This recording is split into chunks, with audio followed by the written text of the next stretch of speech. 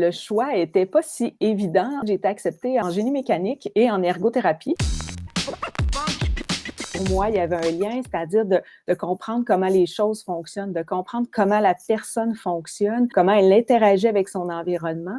J'avais vraiment le goût de travailler en clinique de la main, c'est-à-dire de réaliser des orthèses, calculer l'angulation requise pour favoriser la guérison, la tension des élastiques et tout ça. Donc, c'est ce qui m'a amené un petit peu vers ce champ-là de l'ergothérapie à la base.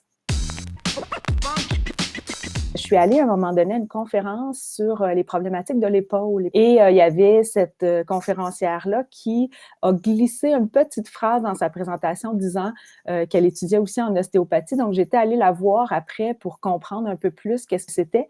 Et à l'époque, je travaillais en rééducation à l'effort, donc pour les gens qui s'absentaient de leur travail suite à une blessure musculo-squelettique. Des fois, j'avais des frustrations à dire comment puis-je rééduquer ces gens-là alors que je sens qu'en dessous, ça bouge pas bien, mais sans avoir les outils pour vraiment adresser ça. Et c'est ce qui m'a mené à cette époque-là, d'aller fouiller un peu plus loin puis de comprendre anatomiquement et physiquement qu'est-ce qui se passait chez ces gens-là qui avaient des récidives, par exemple. Au fur et à mesure, j'ai vraiment vu comment, pour moi, l'ergo et l'ostéo pouvaient faire un tout parce que j'étais très habituée à regarder les différents aspects de la personne et de voir comment on peut améliorer l'autonomie en mettant tout ça ensemble. Ça a été comme une poursuite naturelle.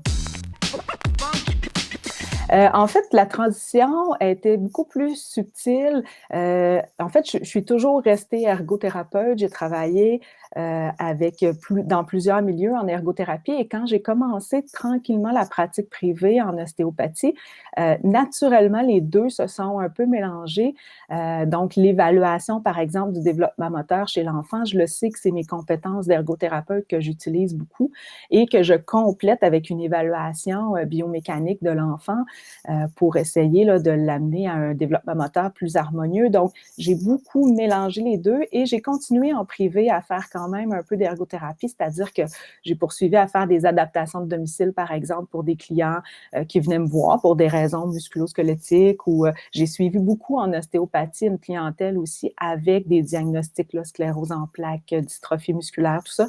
Donc, je trouve que mon côté ergo a continué quand même de s'exercer un certain temps.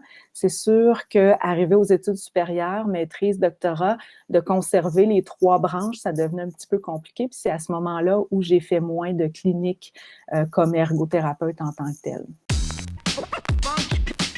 Au niveau de la maîtrise, en fait, c'est un drôle de tour, je pense, des hormones parce que j'étais en congé maternité de mon petit dernier. Émile avait à peine 2 mois quand je me suis dit, tiens, ça serait un bon moment avant de retourner travailler pour aller chercher ou satisfaire ma curiosité en lien avec la recherche. Je savais qu'en ostéopathie et même en réadaptation, on était un peu en déficit de données probantes et qu'on jonglait à amener tranquillement une pratique basée sur les données probantes. Et là, je me suis retrouvée à tirer mon lait pour pouvoir aller prendre des cours à la maîtrise et cheminer là, dans mon parcours, qui était avec 2 médecins, ma maîtrise. Donc, j'ai beaucoup, beaucoup appris sur la collaboration et en anglais, on dit cross-fertilization, mais l'espèce d'enrichissement croisé des différentes visions et professions. Et c'est ce qui m'a mené naturellement au doctorat d'aller vers la collaboration interprofessionnelle entre les médecins et les ostéos parce que j'avais vécu ça intimement durant ma maîtrise là, avec mes 2 superviseurs.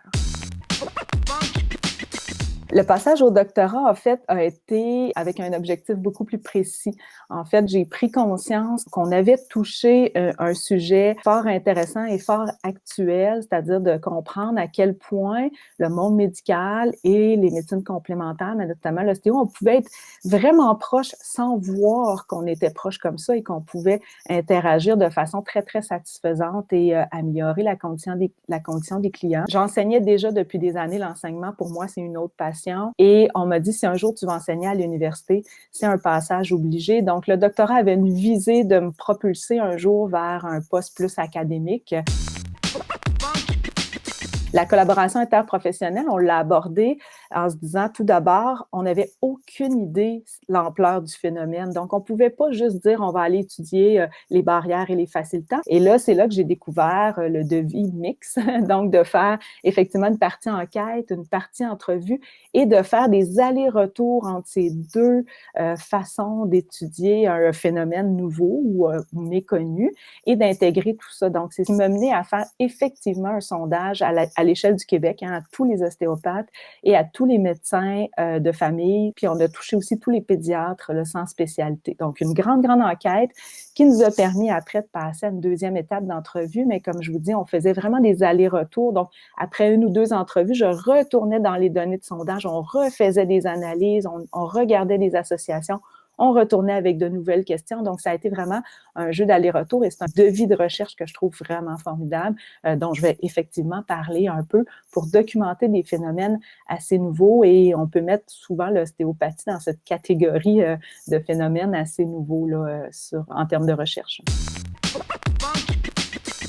3 nouvelles publications dans les derniers mois, dont une qu'on avait très hâte de faire sur la fidélité interjuge de l'évaluation crânienne en thérapie manuelle. C'est un champ qui est très, très controversé et on avait le goût de bien comprendre quelle information on va chercher quand on fait une évaluation crânienne. Donc ça, c'était un gros morceau parce qu'on a travaillé fort à ce que ça soit vraiment très, très bien structuré, très, très bien soutenu, fait dans les règles de l'art de la rigueur scientifique. On a pris les recommandations de Guillaume et collaborateurs qui avaient critiqué effectivement la validité de cette évaluation-là. Ça, c'est une grande fierté, ce travail-là, qui vient de se terminer. Sinon, j'ai un autre article sur les processus de remédiation avec mes collègues. Comment on aide les étudiants en ostéopathie quand on voit que c'est plus difficile. Est-ce que c'est le raisonnement clinique? Est-ce que c'est la palpation? Est-ce que c'est des éléments de la vie personnelle? Est-ce que c'est une gestion du stress? Donc, ça aussi, c'est un papier qui vient d'être accepté dans iJohn. Et mon gros morceau, c'est de faire vraiment un portrait de description de tout ce qui a été publié sur l'effet de l'ostéopathie. Donc, pas l'efficacité,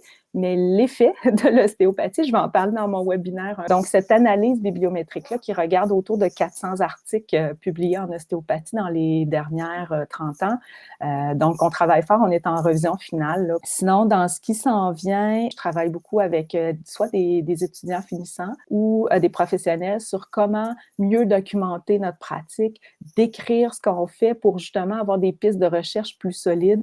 Donc, la rédaction d'études de cas. Donc, ça, c'est mon sujet, je dirais, hot du jour, d'essayer de voir comment on outille les ostéopathes cliniciens parce que c'est eux qui le vivent à tous les jours, qui voient des effets sans nécessairement comprendre les mécanismes.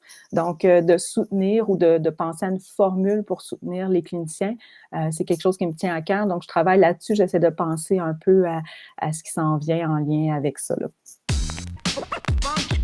Les thématiques que je vais aborder, c'est vraiment l'univers de la collaboration interprofessionnelle parce que je trouve ça important que les gens sachent à quoi s'attendent les autres professionnels lorsqu'il y a un ostéopathe dans le dossier.